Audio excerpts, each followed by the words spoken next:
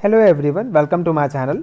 आज हम इस वीडियो में संविधान से रिलेटेड कुछ महत्वपूर्ण ऑब्जेक्टिव टाइप क्वेश्चंस को डिटेल में डिस्कस करेंगे, जो कि पास्ट ईयर क्वेश्चंस पेपर में पूछे गए हैं तथा आगे आने वाले एग्जामिनेशंस के लिए बहुत ही इंपॉर्टेंट क्वेश्चंस हैं।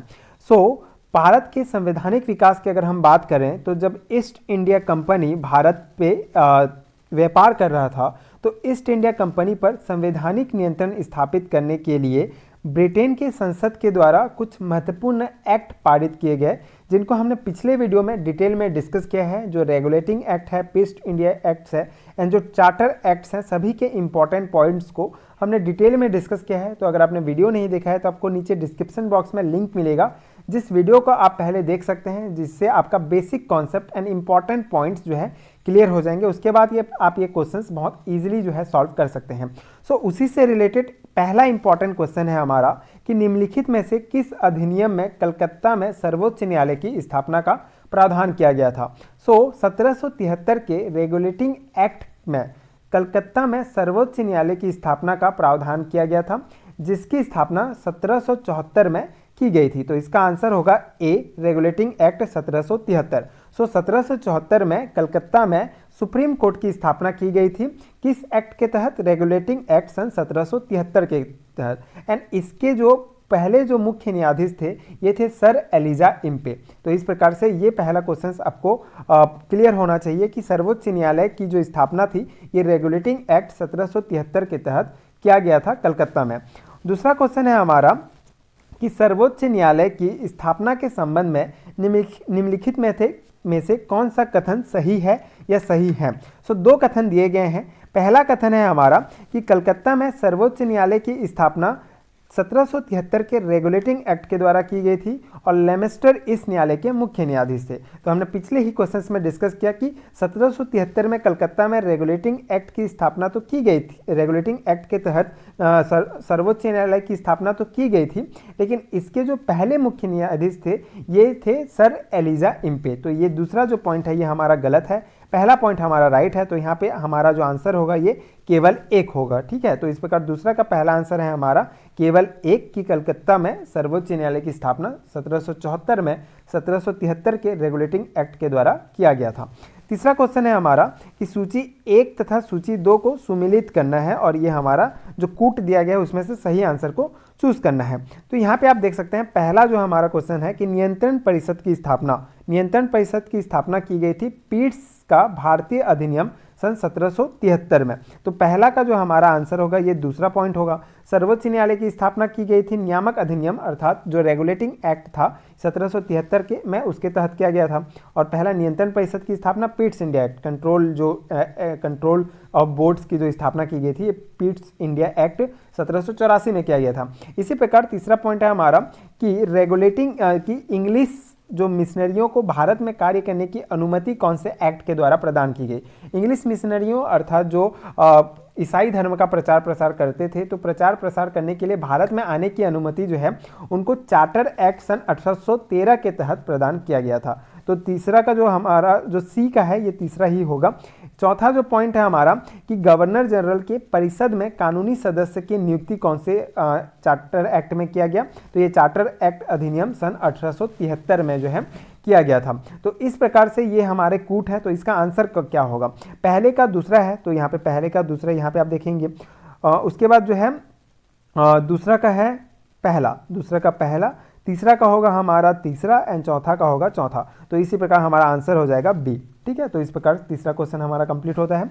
चौथा क्वेश्चन इसी से रिलेटेड कि निम्नलिखित में से किससे या किनसे भारत में अंग्रेजी शिक्षा की नींव पड़ी। तो ये एक बहुत इंपॉर्टेंट क्वेश्चन है, अंग्रेजी शिक्षा की नींव। तो इसके लिए आपको जो है देखना होगा कि 1813 का चार्टर एक्ट, तो 1813 के जो चार्टर एक्ट था उसमें क्या प्रावधान थे कि ईस्ट इंडिया कंपनी ने ओरिएंटल शिक्षा को की प्रचलित प्रणाली को हतोत्साहित किया तथा पश्चिमी शिक्षा और अंग्रेजी भाषा को बढ़ावा दिया गया, जिसमें 1813 में चार्टर अधिनियम में भारत में शिक्षा के प्रसार के लिए प्रति वर्ष 1 लाख रुपए खर्च किया जाएगा। ये प्रावधान अपनाया गया सन 1813 के चार्टर एक्ट में। अतः यहाँ पे पहला पॉइंट जो होगा हमारा ये सही होगा। इसमें जो है general committee of public instruction का गठन किया गया, इसी के तहत 1923 में, जिसमें क्या था कि जिसकी जिम्मेदारी थी कि शिक्षा के लिए 1 लाख रुपए देने की। तो पहला 1813 के चार्टर एक्ट में जो है शिक्षा के लिए 1 लाख रुपए दिया जाएगा, ये कहा गया। And general committee of public construction 1823 में जो है इसका निर्माण किया गया, जो कि 1 लाख रुपए जो है ये देगा, ये इसको जिम्मेदारी दी गई, जिस समिति में 10 यूरोपीय सदस्य शामिल थे, जिसके अध्यक्ष थे लॉर्ड मैकाले। ठीक है, तो ये मैकाले जो है पहले विधि सदस्य भी थे, तो मैकाले इसके सदस्य थे। तो इस प्रकार से ये दोनों पॉइंट जो है सही हो गया।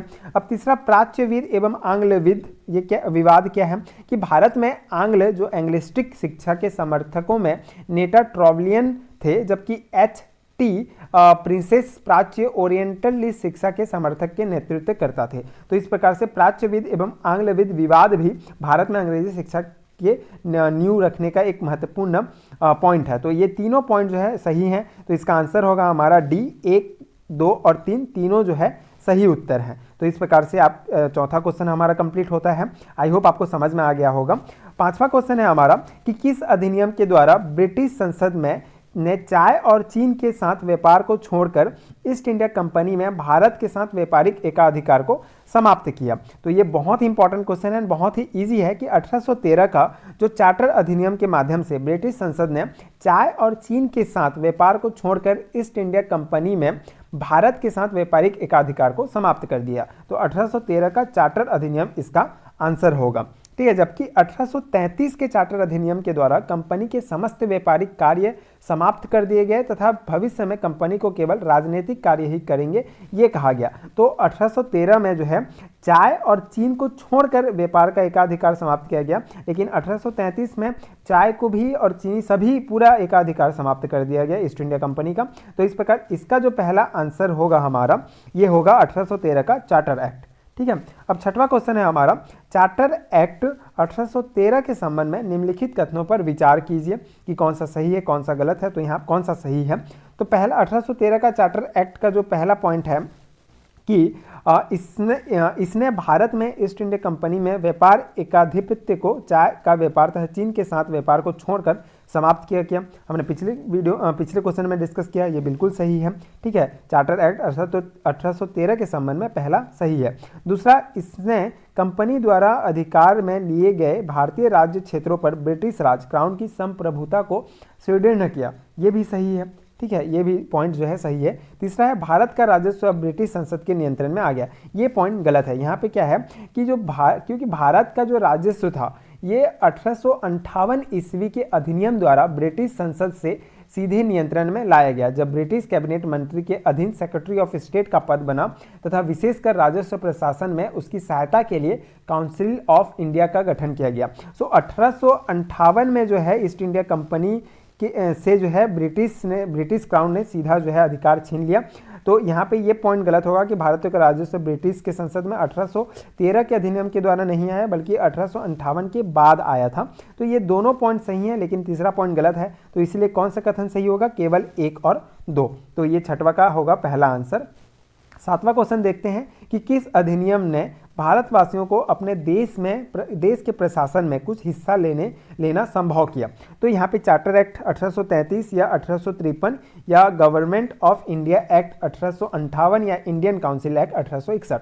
तो किस अधिनियम में भारतीयों को अपने देश में प्रशासन में हिस्सा लेने के लिए संभव बनाया। तो चार्टर एक्ट सन 1833 की धाराओं में सबसे महत्वपूर्ण धारा जो 87 जो धारा था, तो इसका आंसर है पहला। हम देख लेते हैं कि चार्टर एक्ट 1833 उसमें क्या कहा गया था कि 1833 की जो महत्वपूर्ण धारा था 87, जिसमें यह कहा गया था कि किसी भी भारतीय अथवा क्राउन की देशज जो प्रजा को अपने धर्म, जन्म स्थान, वंशानुक्रम, वर्ण अथवा इनमें से किसी एक कारणवश कंपनी के अधीन पद पर सेवा से अयोग्य नहीं माना जाएगा।